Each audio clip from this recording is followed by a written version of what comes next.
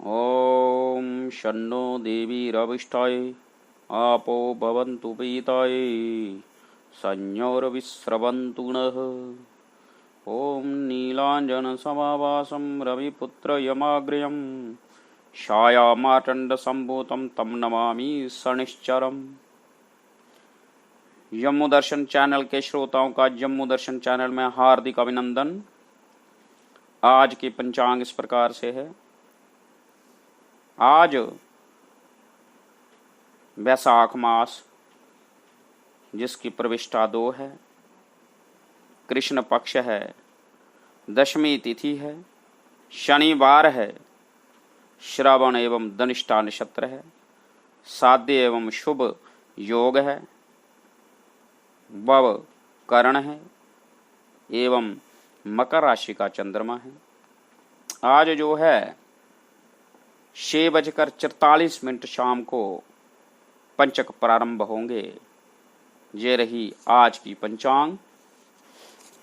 आज हम जम्मू दर्शन चैनल के माध्यम से आपको माता शबरी के बारे में बताएंगे, क्योंकि आप लोगों ने सुना होगा, रामायण में देखा होगा कि वृद्ध शबरी जो है उसके आंगन में जाकर, उसकी कुटिया में जाकर भगवान राम जी ने उसके जूठे जो बैर खाए थे।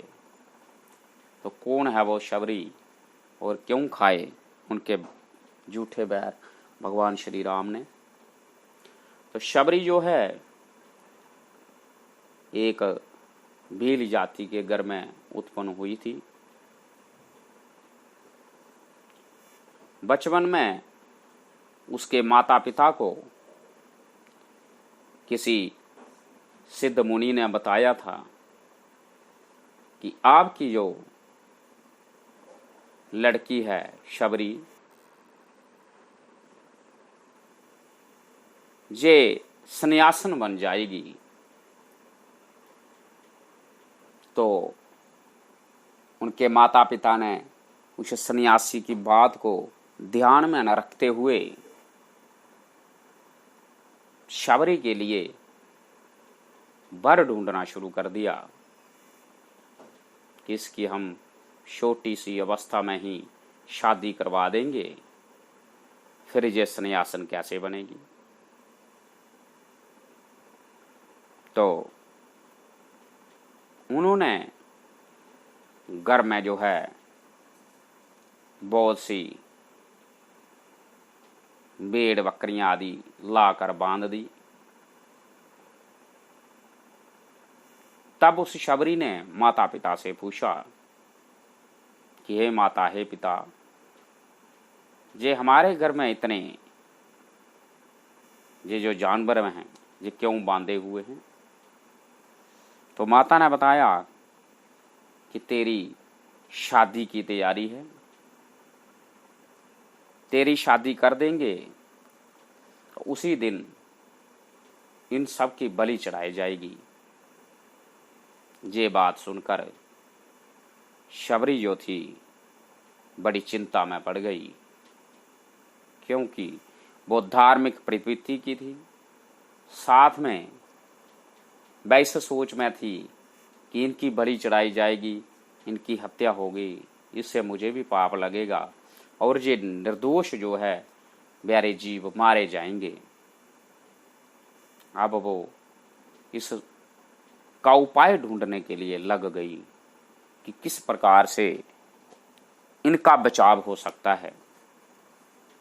तब उसने सोचा कि अगर मैं ही घर में नहीं रहूंगी तो शादी नहीं होगी, और शादी नहीं होगी तो ये जो है जीव बच जाएंगे।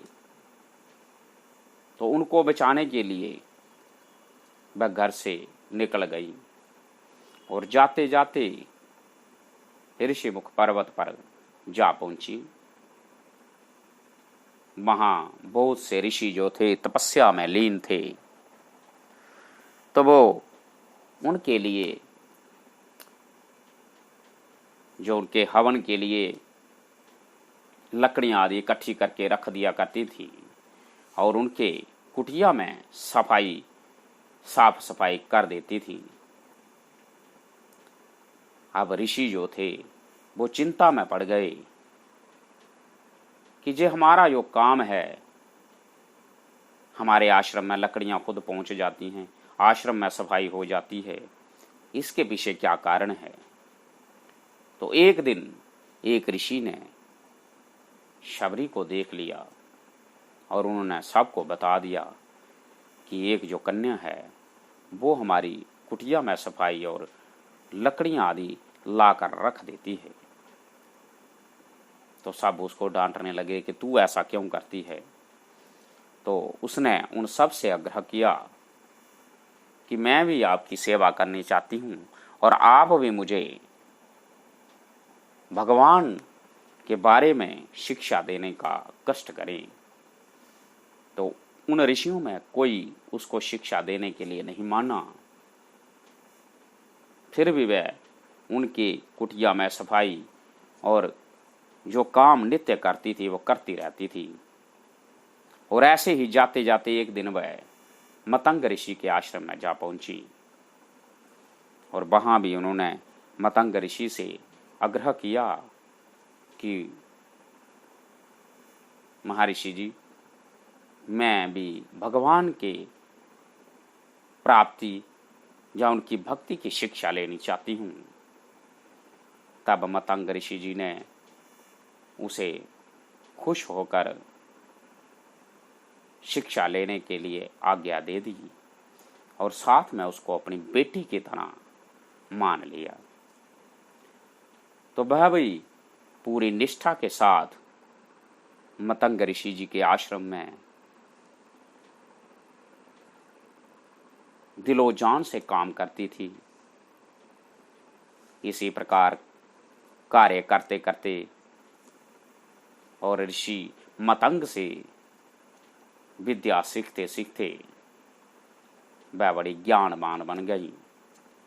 और एक दिन मतंग ऋषि जी ने शबरी से कहा कि बेटी, मुझे बहुत देर हो गई है, अब मैं इस शरीर को त्याग देना चाहता हूँ।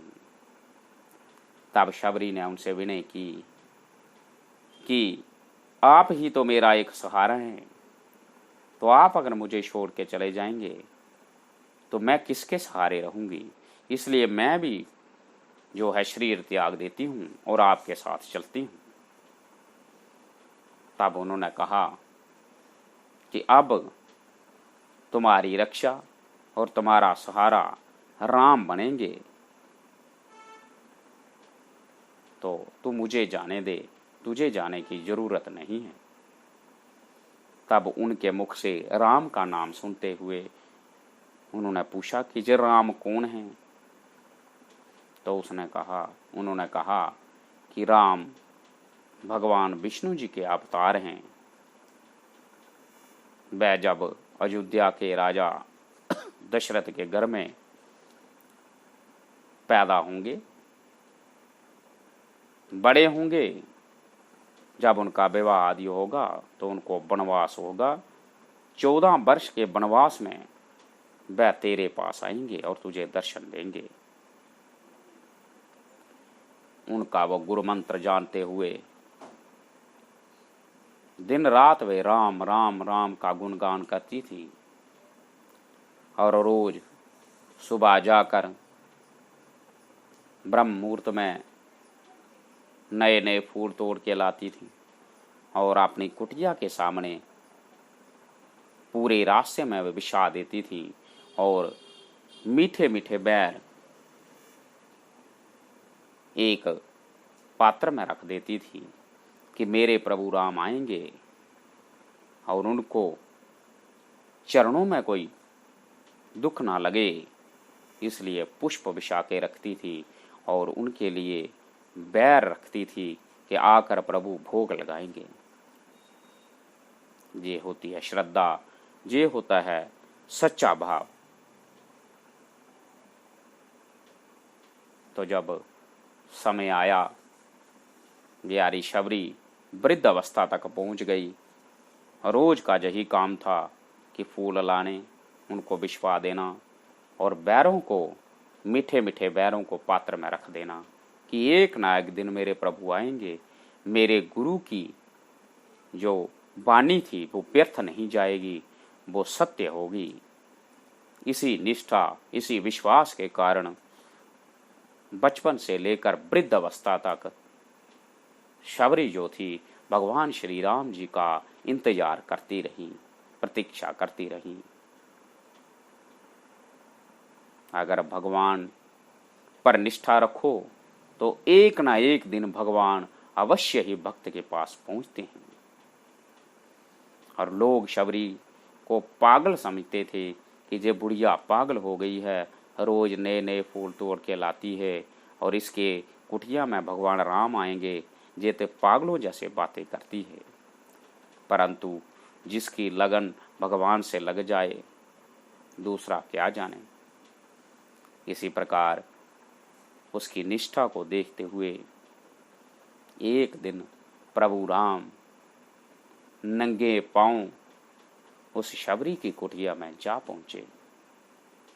अब शबरी की खुशी का कोई अंत नहीं था। मेरे प्रभु राम आ गए, प्रभु मेरे राम आ गए।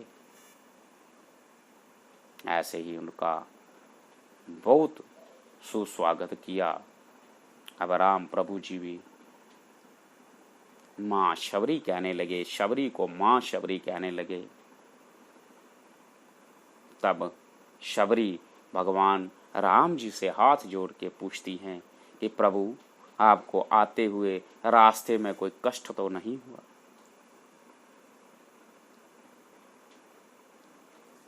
तब राम हंसकर बोलते हैं कि माँ शबरी, मुझे कैसा कष्ट होगा? ऐसा सच्चे भाव वाला जब भक्त मुझे याद करता है तो मुझे कष्ट नहीं होता। मेरा कष्ट जो है वो भाग जाता है। तब शबरी ने जो मीठे बैर लाए वो प्रभु राम जी को दिए। जिन्होंने कभी अपने भाइयों की जूठन नहीं खाई, वो राम प्रभु शबरी की जूठे बैर खा रहे हैं। ये है एक भक्त और प्रभु का विश्वास। तो भक्त जैसा चाहे, सच्चा भक्त जैसा चाहे, प्रभु वैसा ही करते हैं। अब शबरी के जूठे बैर प्रभु राम बड़ी खुशी, बड़ी प्रसन्न चित्त से ग्रहण कर रहे हैं और शबरी भी उनके मुख को देख रही है और सोचती है कि मेरे गुरु मतंग ऋषि जी का जो वाक्य था वो असत्य नहीं परंतु सत्य हुआ। प्रभु राम मेरी कुटिया में आए, मेरे को दर्शन दिए। अब मुझे और किसी चीज की जरूरत नहीं है। ये होती है भक्ति। प्रभु पर विश्वास रखने वाला, प्रभु उसको कभी निराश नहीं करते। कौन कहता है भगवान आते नहीं, शबरी की तरह हम बुलाते नहीं। प्रभु आते हैं, हमारा भाव सच्चा होना चाहिए। वह है शबरी जिनको श्री राम जी ने माता शबरी का नाम दिया। अगर हमारी ये कथा कहानी अच्छी लगी हो तो प्लीज़ हमें कमेंट, शेयर और लाइक करते रहिए। ऐसी ही कहानियाँ लेकर हम आपके लिए, आपके सामने प्रस्तुत करते रहेंगे। जय श्री राम।